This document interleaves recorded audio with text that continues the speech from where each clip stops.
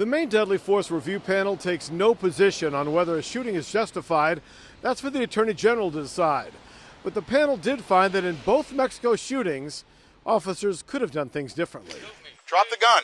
Police body cams recorded the first use of deadly force in August of 2022, a report of a man walking around with a gun. A Mexico police lieutenant and Rumford police officer ordered Brandon Dearborn to drop the gun. He reportedly told officers to shoot him. The Attorney General says the officers tried to tase Dearborn, but it was ineffective. He says when Dearborn pointed his gun at an officer, the officers fired, hitting the suspect, who survived.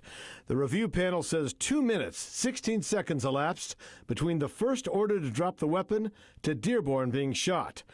They also found one of the officers who fired shots was then involved in the follow-up investigation, which goes against standard practice. And another officer used a rifle that malfunctioned. We tried to speak with Rumford's police chief about the report today. He told us he hadn't read it yet. Fast forward to October 2022 and another police shooting in Mexico, which the HE also determined justified. According to police, officers were confronted by a man armed with a machete. And as you hear in this doorbell cam, police ordered Daniel Tibbetts to drop the weapon, but he kept walking toward officers. An officer fired one shot, but Tibbetts kept walking, so the officer fired 2 more shots to stop him. Again, the suspect survived. The review panel says police body cameras were not worn, not operable, or not turned on.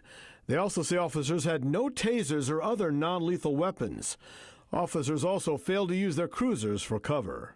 New at 6, the recommendations made by the review panel and how they believe they would help in these life and death situations. In Mexico, Brad Rogers, CBS 13 News.